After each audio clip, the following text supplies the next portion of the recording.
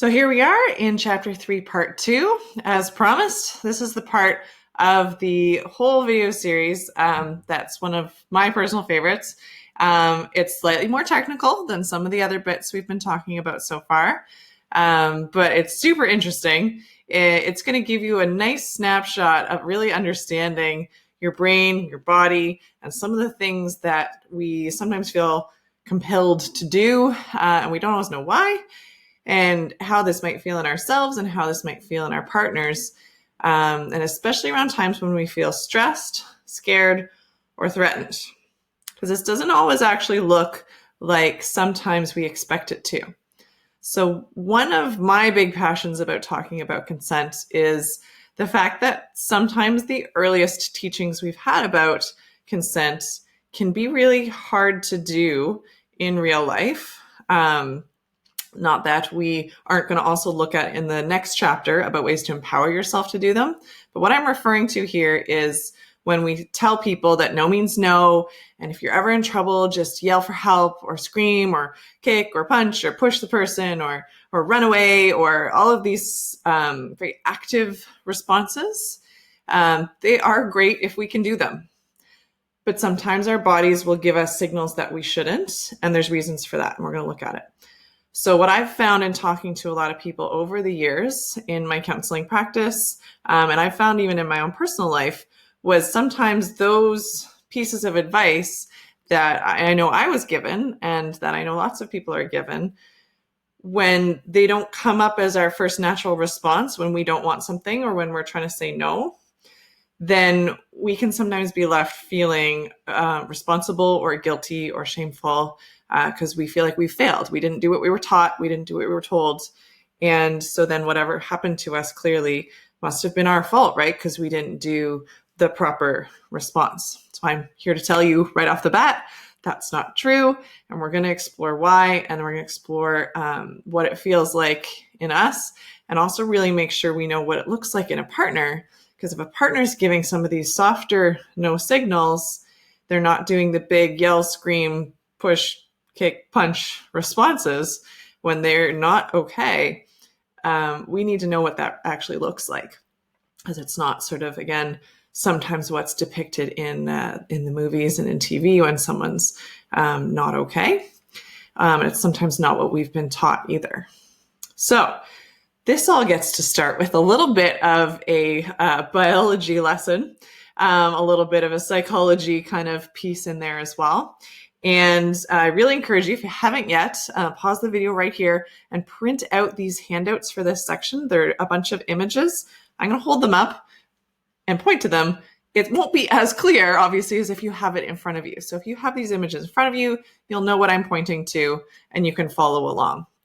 Okay, so print those out and then come back when you're ready if you don't have them already. Okay, so the first one we're going to start with, because we're going to keep referring back to, is sort of our master image. It's the kind of house one, like this, and I call this the survival house. So this survival house is a metaphor.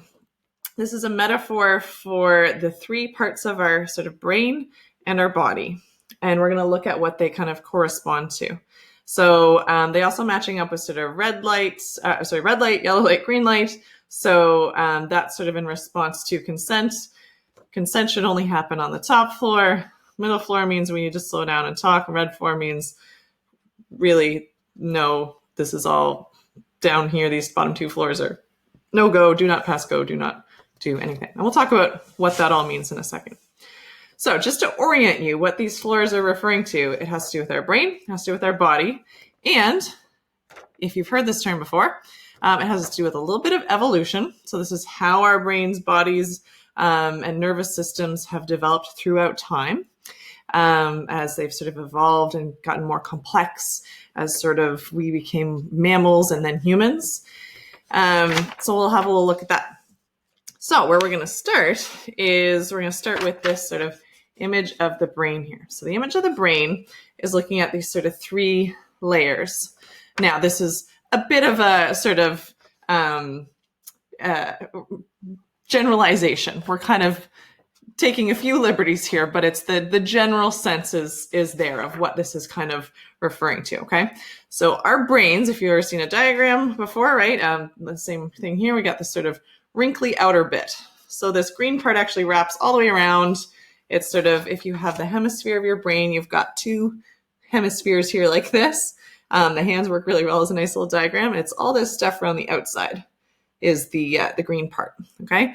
That's called the neocortex, sometimes the cerebral cortex.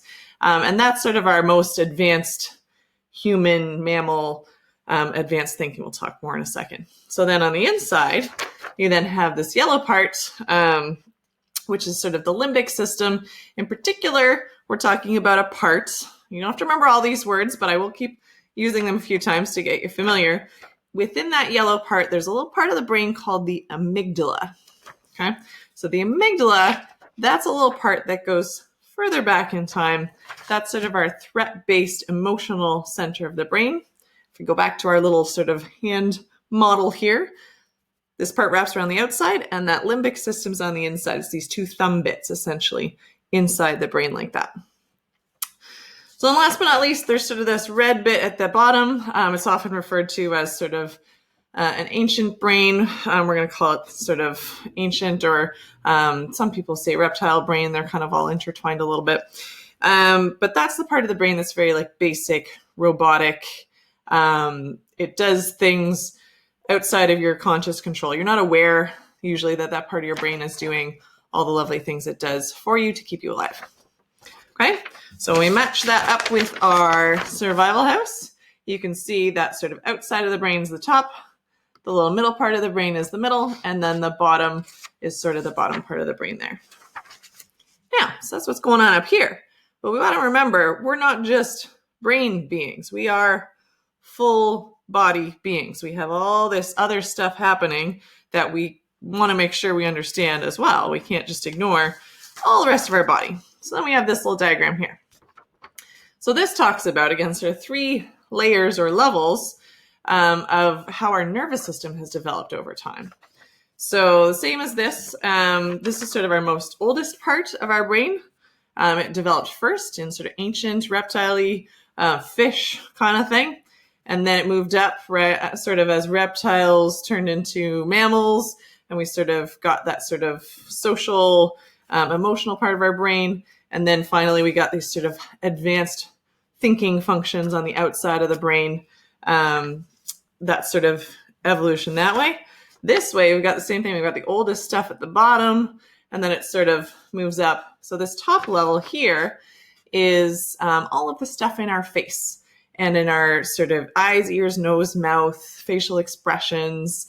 Everything that happens up here is very mammal and human oriented. These are the ways we give signals to each other to know that we're okay and that we're safe. This is really important in consent. All this stuff has to be working for us to be in that sort of safe human top floor part of ourselves, okay? If we kind of go further back in history, we then have this sort of central part. It sort of starts in the center of the spine, sort of inside your body, and it actually radiates just about everywhere. And that is a part of our nervous system. If you've heard it before, it's often referred to as the fight or flight response. So fight or flight, that's what turns on. It's got adrenaline, all the same feeling you get if you've ever been on a roller coaster. That's your body, your heart starts going, you start breathing a little faster. Sometimes you might get a little shaky. Sometimes you might get a little sort of sweaty. You sometimes get some butterflies in your stomach. And a lot of these sensations we get with that part of our body are our bodies trying to get us ready to run away from a threat or fight that threat. So those are the two most basic understanding of this part. But there's actually a lot of other responses that come here too. We'll talk more about that. But that's the basic sort of fight or flight response.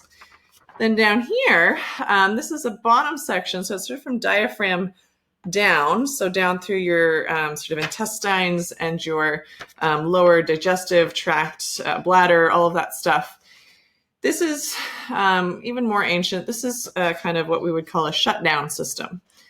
So if your body is feeling good, you're feeling safe, you're feeling happy, you're up here, you're using your facial muscles, you're able to talk, your voice goes up and down like this.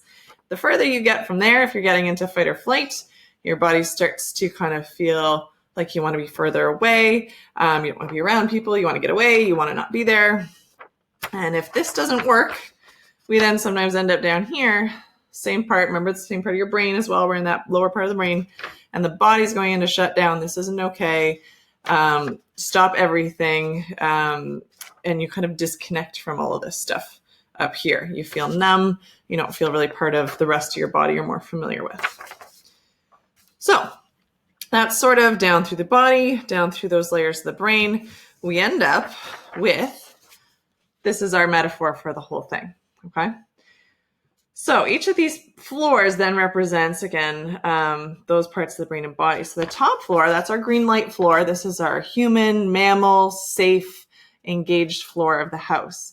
This has a couch in it there. That's sort of representing that this is the floor we can have intimacy on. We can be safe and close with people. We can hang out in the same space. We can be socially close. So think of mammals. A pile of puppies at the pet store. They like to sort of be around each other. We raise our young.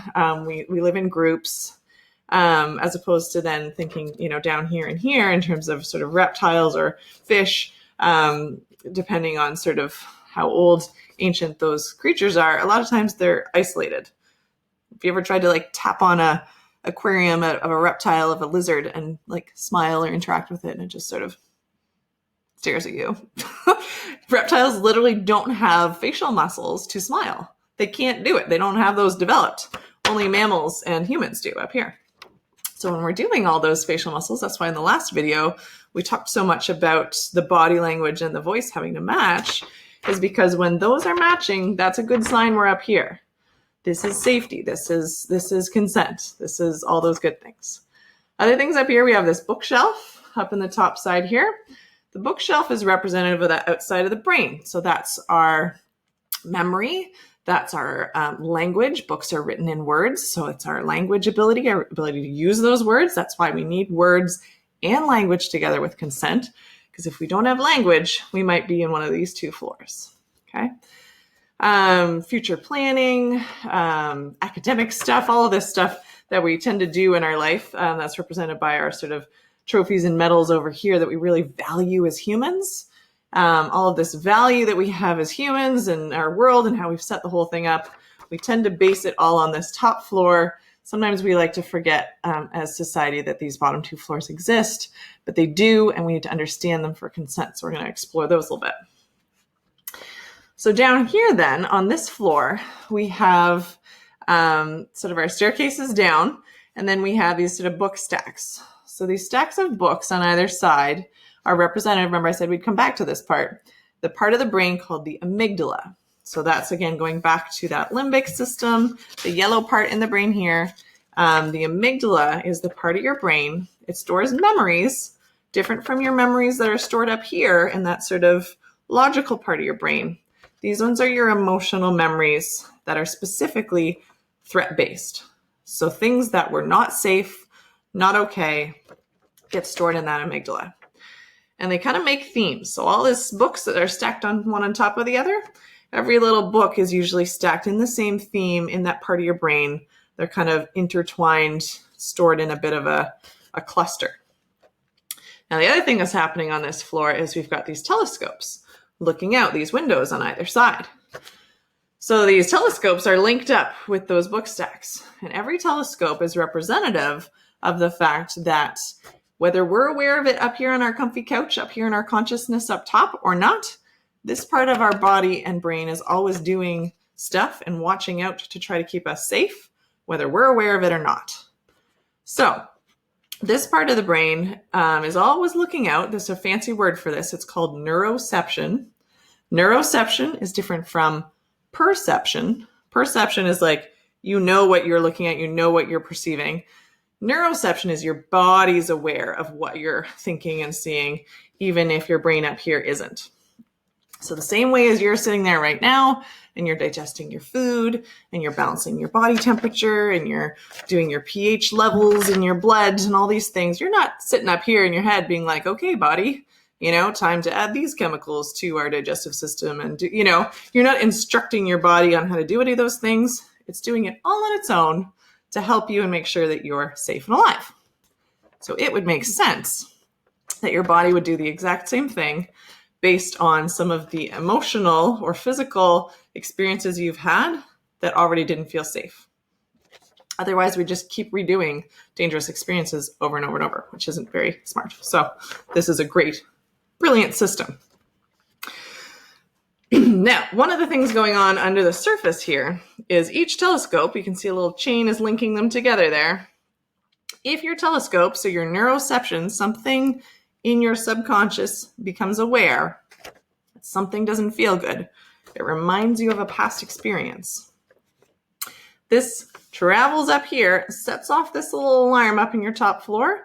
You now have to leap off your couch, run down the stairs, and deal with the threat that's in the second floor, the middle floor. If you're able to be on this floor, you go into that fight or flight kind of feeling in your body a lot, that activated feeling. The important thing to know about this floor is it's not just fight or flight though, okay? So this floor is what I like to kind of call it the Fixit floor. Fixit is around the idea that whatever it takes to feel safe is what your body's going to try to do. These are active responses, so they're not passive. You're not sort of pulled back yet in this floor. The other ones that fall into this as well, other than fight and flight, are what are called freeze and appease, and tend and befriend. And they all rhyme, and it's very cute. Some people are kind of starting to use the term of a fawn style of response for all of those clustered together. But when you look at them kind of individually, a freeze response is sort of an activated like startle response for this floor, where you kind of just like wide-eyed, you're still breathing pretty fast, but you kind of aren't really moving, but you're still very present in that sort of activated freeze response. You might also get the appease response, and this one's really important when we think about consent. Appease is, okay, your body's detected a threat, something feels unsafe, and now we have to try to make it go away.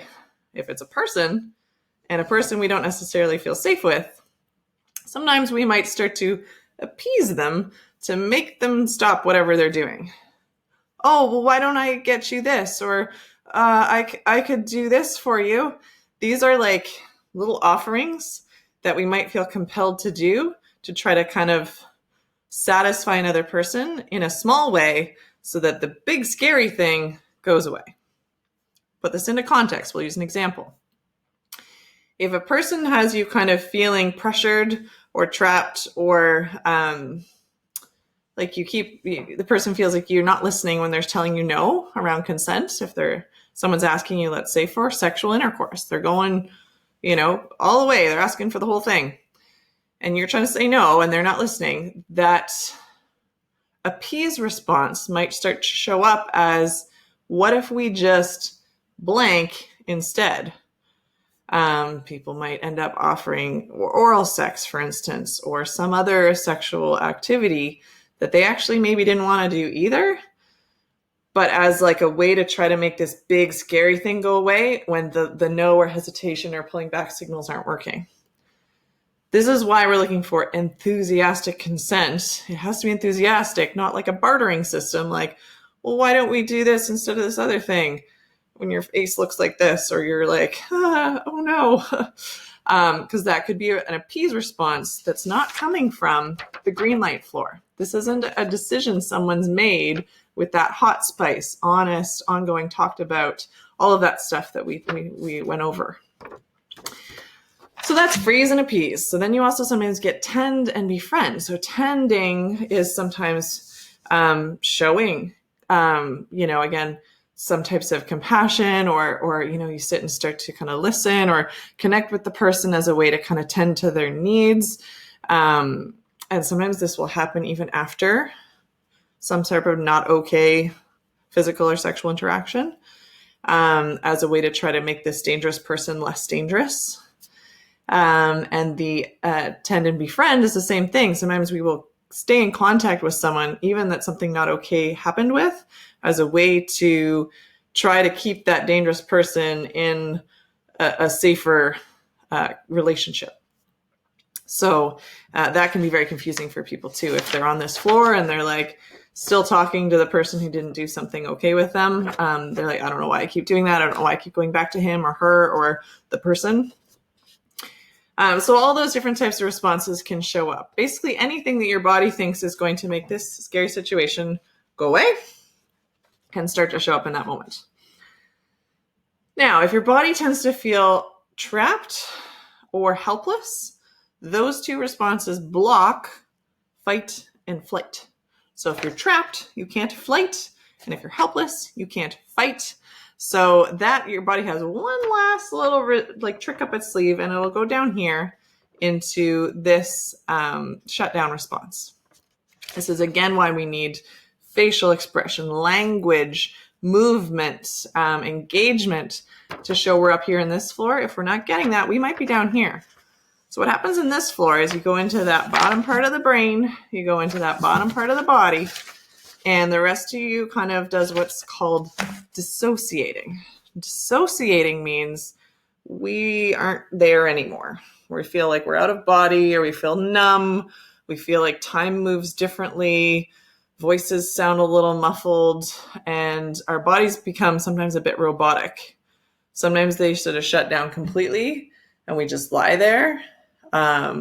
Sometimes our bodies might still move in a certain way, but again, there's no enthusiasm to it. It's very kind of cold feeling. And if someone doesn't know that this is a possible response, they could confuse enthusiasm, movement, for actual enthusiasm, which is engaged movement, noises, facial expressions, words. This is a bad floor. We don't ever want to be engaging with someone in a sexual way if we're on this floor or this one. This is where bad things happen. The word for that is called trauma, and we don't want that for ourselves or someone else.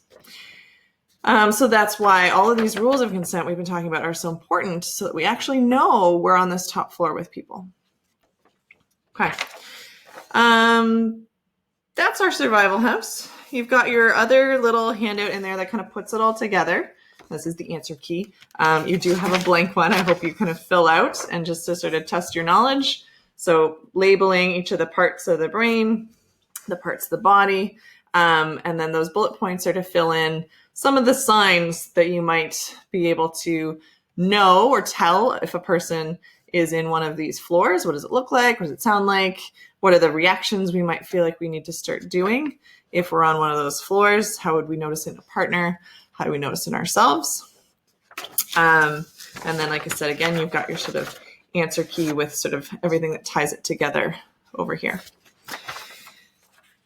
So the survival house is, we're going to keep coming back to that in a bit of reference as we look at why and how so many of these different aspects of consent are really important, and making sure our partners and ourselves, everybody's up on that top floor together. That's the only place any type of sexual intimacy should be taking place. And it's super important because everything else is trauma, which we don't want. That's super, super important. Okay. So there's a lot of stuff there. I know that was a lot, but hopefully that kind of gives you a quick snapshot of a way to just understand some of the visuals that we were talking about in the part one of facial and vocal and turning body in versus away, and why those things happen and what they're really telling us about people's readiness or sense of safety and security and comfort with us when we're doing this whole consent thing with people. Okay. So from here, we'll kind of look at a few more skills and underlying pieces of why different parts of relationships are important with consent, and we'll keep kind of building from there. So good work with chapter 3. I hope you take this, download it in your brain, really understand it. If you need to watch this video back again, please do. It's really important stuff. But for now, we'll move ahead, and I'll see you over in chapter 4.